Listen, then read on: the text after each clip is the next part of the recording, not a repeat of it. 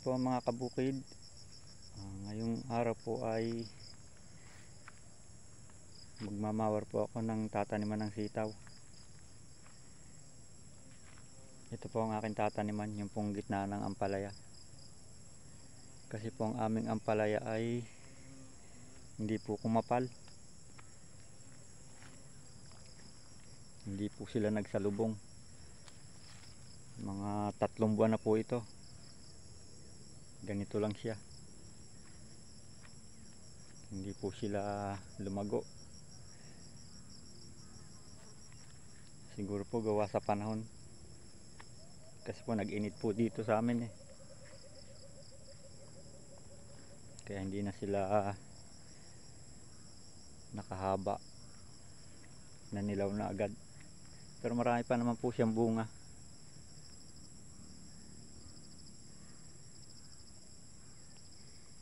Kaya gagawin ko po, manipis naman po siya. Ito pong gitnaan na walang tanim, tataniman ko na po ng sitaw. Para po kahit papano may kasunod na. Bago sila mamatay pabunga na ang itatanim kong sitaw. Kasya po siguro dito ang mga 1,5 kilo na sitaw. Hanggang dun sa baba.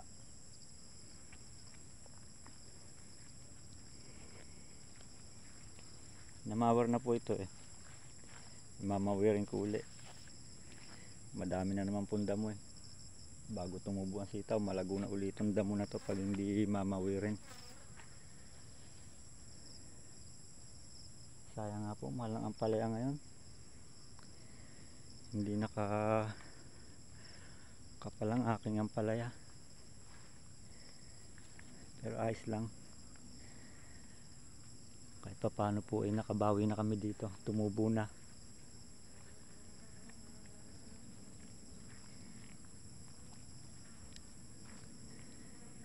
Marami pa naman po siyang bunga eh.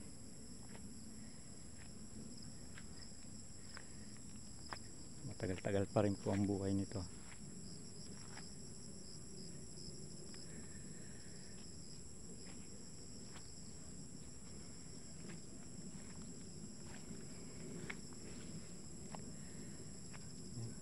Dahil pa po siyang bunga, malalaki pa.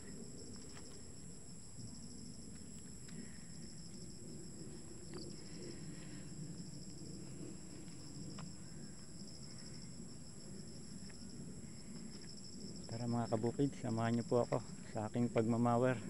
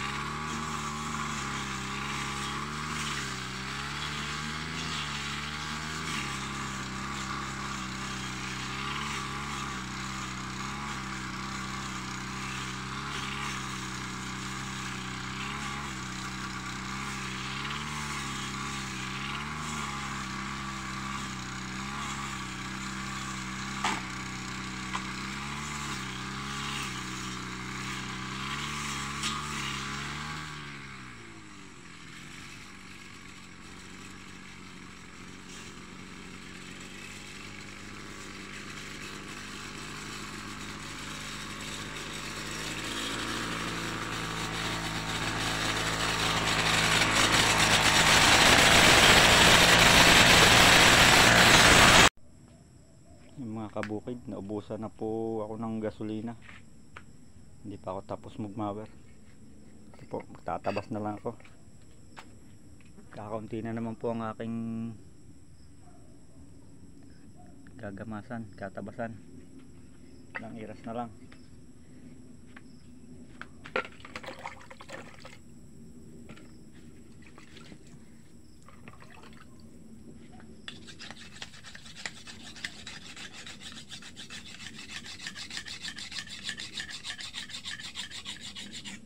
Kasa muna tayo mga kabukid para matalas ang ating itak.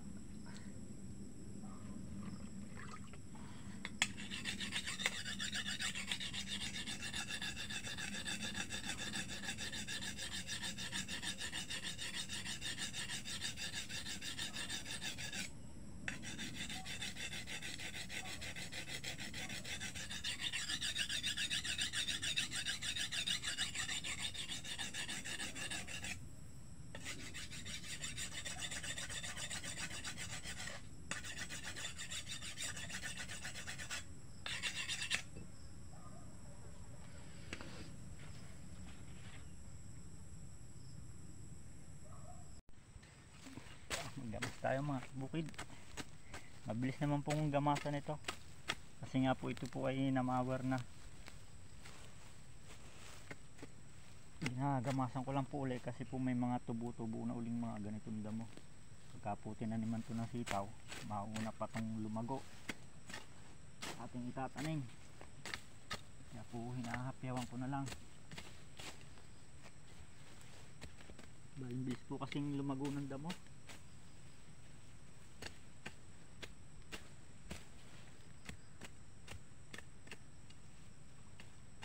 Po ay lilimang araw pang namamawer, pero damo na agad, dami na agad tumubo.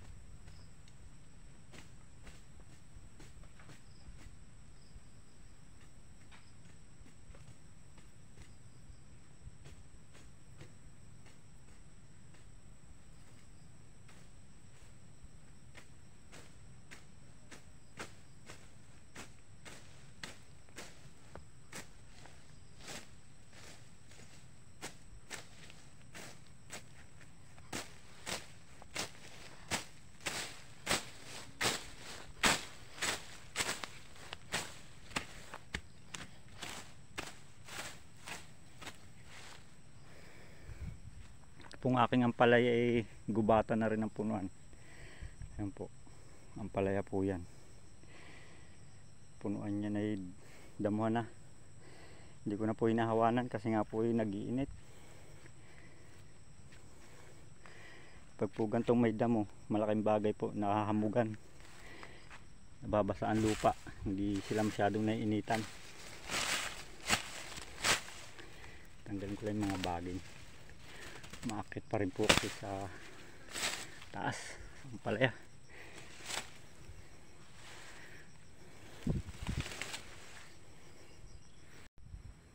Ayan po mga kabukid, tapos na po akong maggamas.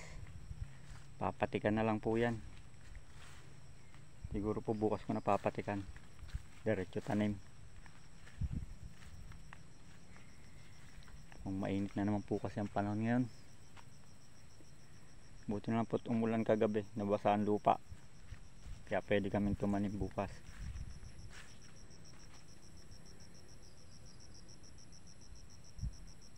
Yan po mga kabukid, hanggang dito na lang po ang aking video. Salamat po sa panonood. Sa mga hindi pa po naka-subscribe, paki-subscribe na po at paki-click na rin po ang notification bell para lagi po kayong updated pag may bago po akong mga video. Salamat po.